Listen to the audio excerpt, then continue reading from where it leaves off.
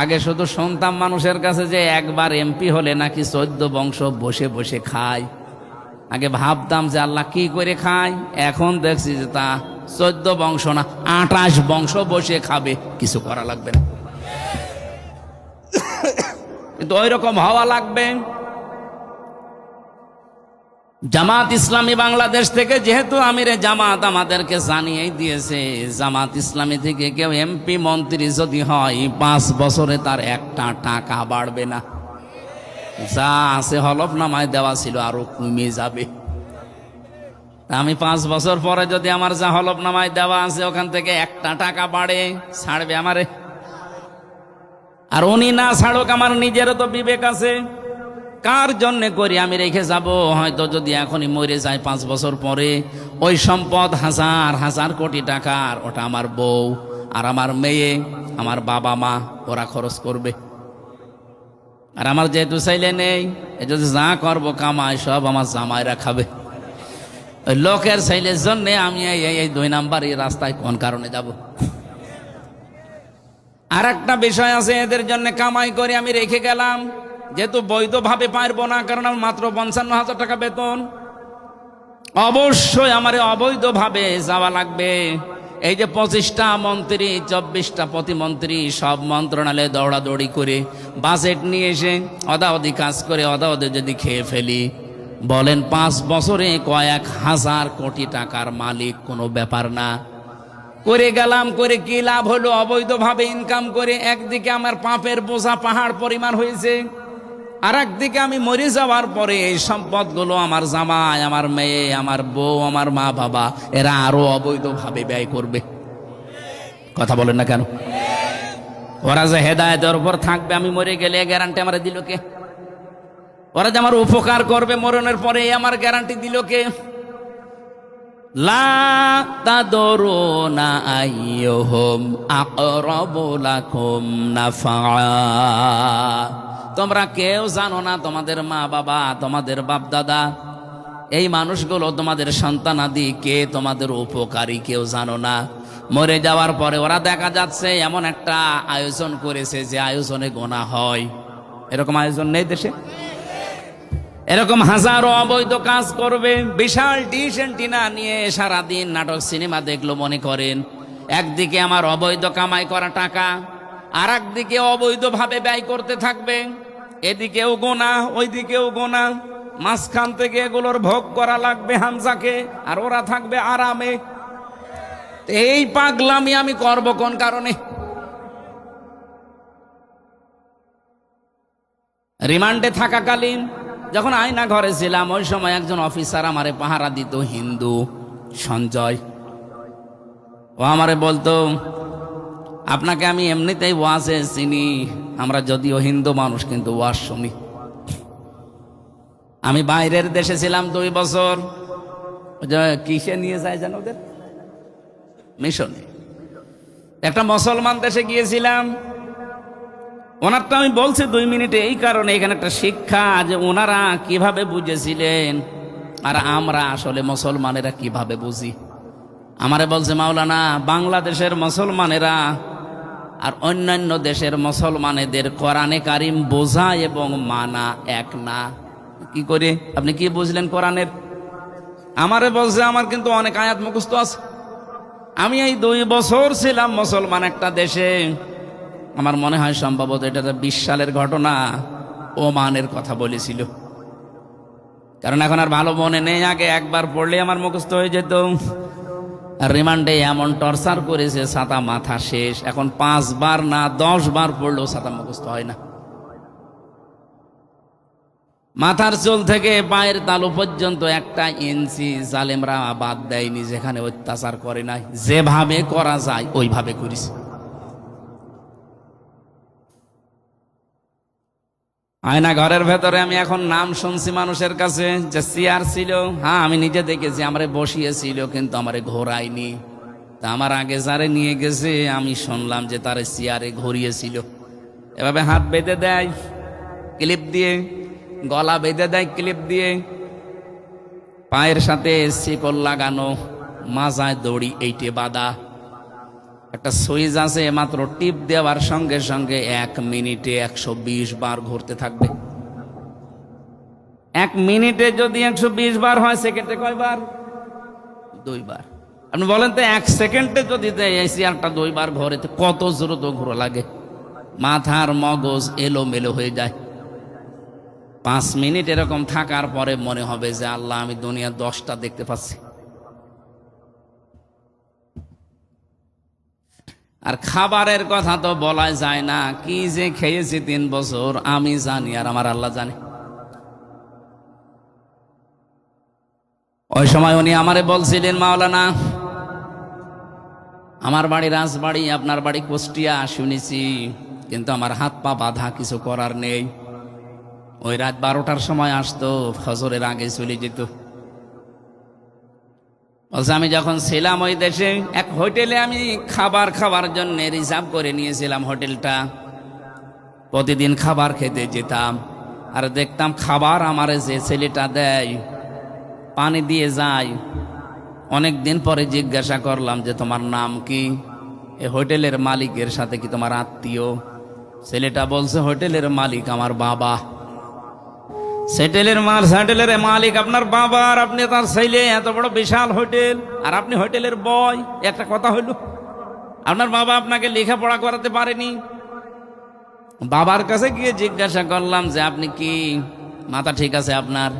শুনলাম নাকি আপনার একটা ছেলে, তারে আপনি মানুষের মতো মানুষ না করে হোটেলের বয় বানিয়ে রেখেছেন। আপনি একটা মানুষ আর নিজে বসে আছেন চেয়ারে। ওনার ভাষা দিয়ে, আরবি ভাষা যেহেতু হালকা হালকা বুঝে ফেলেছে, তারে বলছে ইয়া আখি, হে ভাই, আপনি কি বলেন আমারে? কোরআনের আয়াত ওই দিন উনি ওনাকে শুনিয়েছিল নাকি? এই হিন্দু বেটা আমারে বলছে যে আমি ওই আয়াতটা পরবর্তীতে এসে মুখস্থ করে নিয়েছি।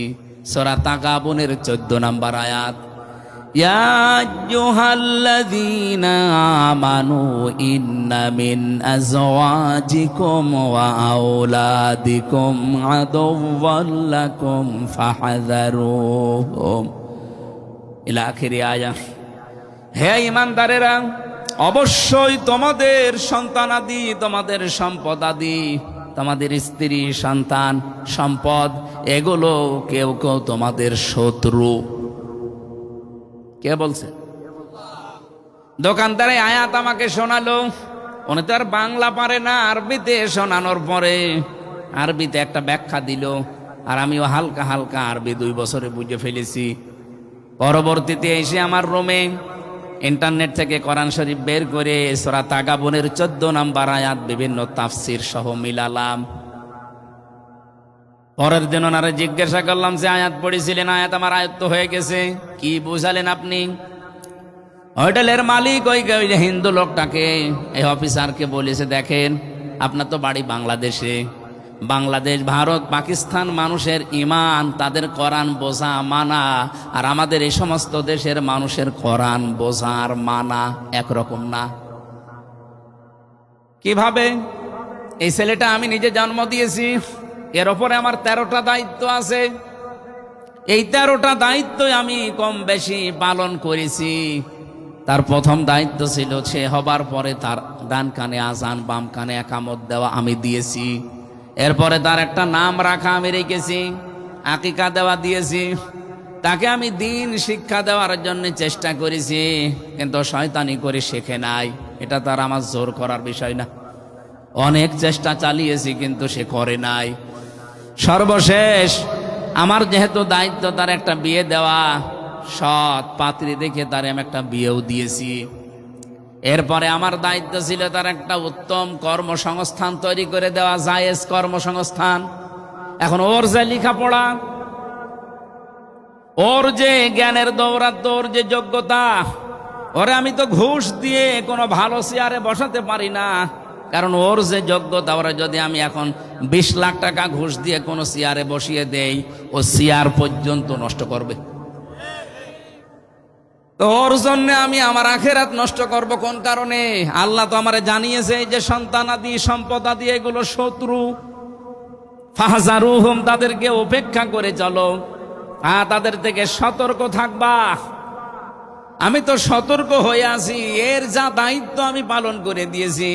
এখন যে তোর সংসার ওর চালানো লাগবে, আমি তো ওর পেছনে ইনভেস্ট করে কোনো হারাম কাজে ওরে আমি লাগাতে পারি না। ওর যা পড়াশোনার দৌড়, সেই হিসাবে ও হোটেল বয় হিসাবে থাকতে পারে।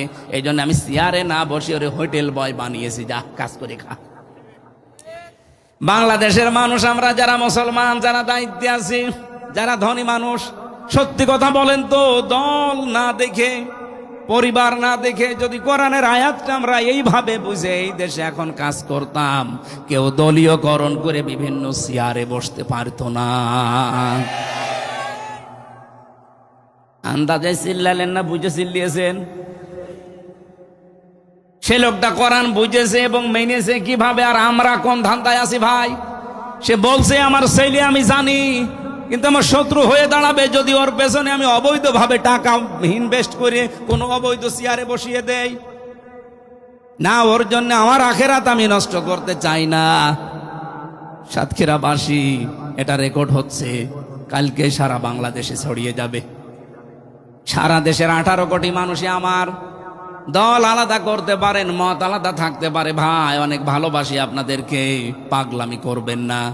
কি করবেন আপনি এত টাকা পয়সা কামাই করে?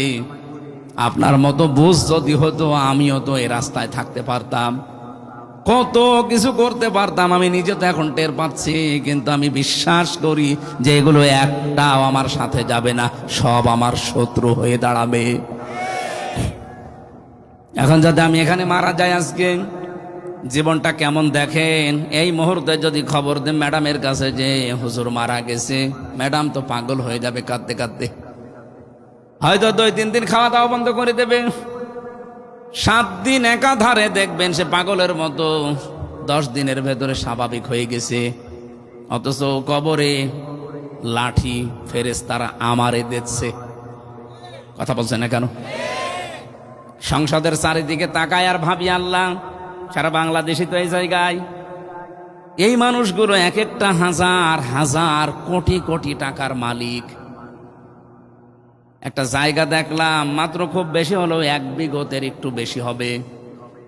একজন এমকে বললাম যে ভাই, এটা আপনার অফিসের, ডেকোরেশন করতে পারেন না?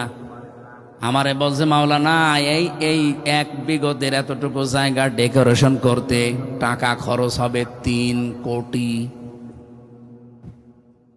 আমাদের কানে যে মাইক দেয় দেখেছেন, ওটা খুব বেশি হলেও 390 টাকা দাম। অথচ ওইটা কিনেছে শুনলাম এক একটা 14,500 টাকা দিয়ে। মানে 390-400 টাকায় নাই হইলো, সেটা যদি 14,500 টাকা দিয়ে কেনে, তাহলে 14,100 টাকায় লাভ। এরকম 1-2টা মাইক না, ওখানে মাইক আছে 300 জনের 300টা, আরো 50টা মহিলাদের, তার মানে 350। আপনি বলেন, এটা গেলে মাইকে গেল। পর্দা কেনার কথা, দরজার জ্বালানার মনে করেন 700 টাকা দিয়ে, সেটা এক একটা পর্দায় লাগাচ্ছে 17,500। কি যে হরিলোড চলতো এতদিন। এই কাজগুলো যারাই করেছে তারাই তো হাজার হাজার কোটি টাকার মালিক। এইভাবে জনগণের মাথার উপরের এই টাকা দিয়ে, তাছাড়া বৈধভাবে একটা মানুষ 5,000 কোটি টাকার মালিক হয় কি করে আপনি বলেন? ওর কি আমার চাইতে 50টা হাত, ওর কি মাথা আরো 50টা? ও কি করেছে যে এত টাকার মালিক হয়ে গেল?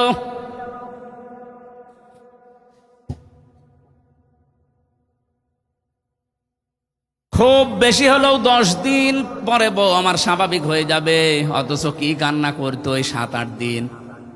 ঠিক দেখবেন 4 মাস 10 দিন পরে আমার শ্বশুর বলবে, আমার আব্বাকে যে বিয়ায় হামজা তো মরেই গেছে, মেয়ে আর কতদিন রাখা যায়? ঠিক ম্যাডামকে নিয়ে অন্য জায়গায় বিয়ে দিয়ে দেবে। এ যাবে না? স্বাভাবিক। সর্বোচ্চ 5 দিন সংসার করার পরে শ্বশুর যদি জিজ্ঞাসা করে, তামান্না এ জামাইটা কেমন, বলবে হামজা কি মানুষ ছিল? এ যা পেয়েছি আল্লাহর ওলি, অথচ ওর জন্য আমি কি করিনি। যা করেছি সব তো ওদের জন্যে। মাত্র 5 দিনের সংসারে আমার সব ভুলে আমার নামে বদনাম বের করবে। এই আল্লাহর কসম সাতক্ষীরাবাসী, এটা শুধু আমার জন্যে না, সবার জন্যে। এটার নাম দুনিয়া। এই জন্য সবাইকে উদ্দেশ্য করে বলছি, কি করবেন এগুলো করে। এগুলো 17.5 বছরে অনেকেই করেছে, এখন নিজের সম্পদও নিজে খেতে পারে না। আজ মাহবুবুল আলম হানিফের বাড়ির দিকে তাকান, কি বাড়ি বানিয়েছিল, বুলডোজার দিয়েও ভাঙতে পারে না।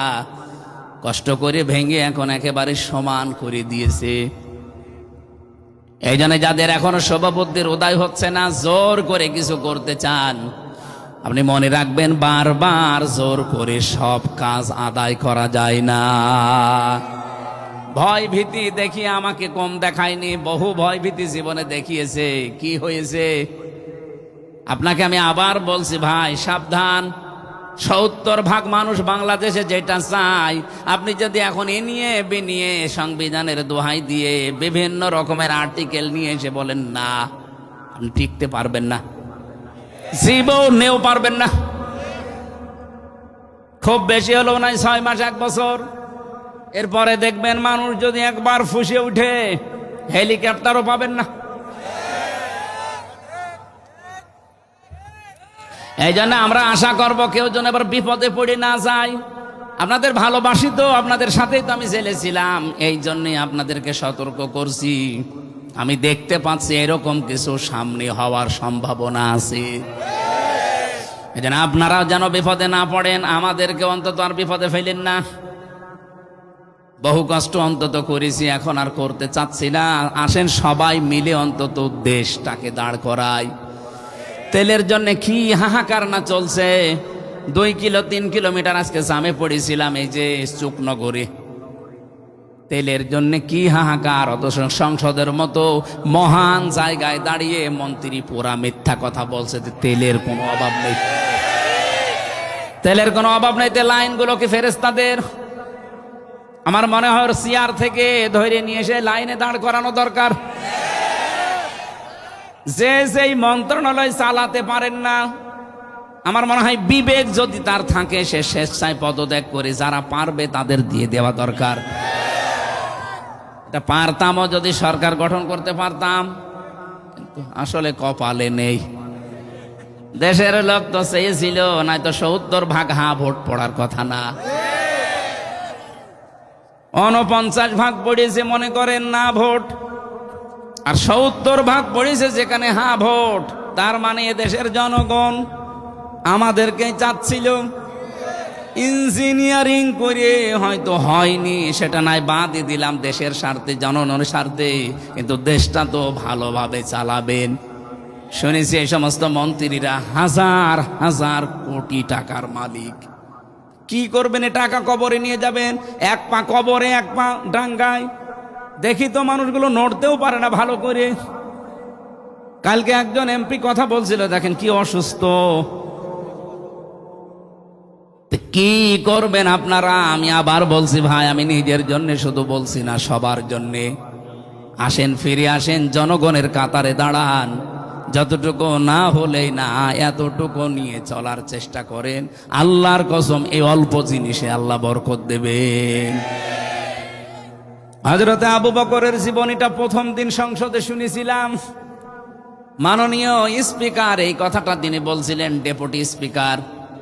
আমার ওই দিন থেকে মনে মনে হচ্ছিল, উনি সহ যারা এদেশের দায়িত্বে এখন আছে, এরা যদি এই কথাটা মেনে চলতে পারে, বাংলাদেশ 5 বছর লাগবে না, 2 বছরেই ঠিক মানুষের দ্বারে দ্বারে খাবার পৌঁছিয়ে যাবে। খলিফাতুল মুসলিমিন হযরতে আবু বকর সিদ্দিক রাদিয়াল্লাহু তাআলা আনহু, তার সন্তানটা একদিন এসে বলে, ও মা, আমি পায়েস খেতে চাই। হযরতে উম্মে রুমানা রাদিয়াল্লাহু তাআলা আনহা আবু বকরের স্ত্রী বললেন, বাবা পায়েস তো বানাবো, সে টাকা সেই রকম সম্পদ আমাদের কাছে এখন নেই, বাবার কাছে বলো। উনি স্ত্রী হিসাবে বললেন স্বামীর কাছে যে আগামী মাসের বেতনটা একটু অ্যাডভান্স নিয়ে আসেন। আপনার হয়তো রাষ্ট্রের পক্ষ থেকে ভাতা দেয়, মনে করেন 10,000 টাকা, আপনি টাকাটা নিয়ে আসেন আগামী মাসেরটা। ছেলে এখন খেতে চাচ্ছে, তার মন চেয়েছে একটু রান্না করে দেই। উনি গেলেন অর্থমন্ত্রীর কাছে, বাইতুল মালে যিনি দায়িত্বে আছে, বললেন আগামী মাসের বেতন আমারে দিয়ে দেন, আমার জরুরি কাজে লাগবে। বাইতুল মালে যিনি দায়িত্বে আছে উনি বললেন, খলিফা আগামী মাস পর্যন্ত সরকারে আপনি থাকবেন, চেয়ারে থাকবেন, এই গ্যারান্টি আপনারে দিল কে? জনগণ যে আপনারা আগামী মাস পর্যন্ত রাখবে, গ্যারান্টি আপনি পেলেন কোথায়? 2 নম্বরে, আগামী 1 মাস আপনি দুনিয়ায় বেঁচে থাকবেন, সেটা লিখে দেন, এরপরে আগামী মাসের বেতন দেব। আমার মনে হয় দেশে যারা এখন দায়িত্বে আছে 1628 জন, এবং আমরা যারা বিরোধীতে আছি অন্তত 77 জন, সবাই যদি সরকারকে এভাবে এইটে ধরতে পারি, সরকারও টাইট থাকবে। তো পারছি কই? কারণ কোন আইন পাশ করতে হলে আমরা মাত্র 77 আর ওরা 211।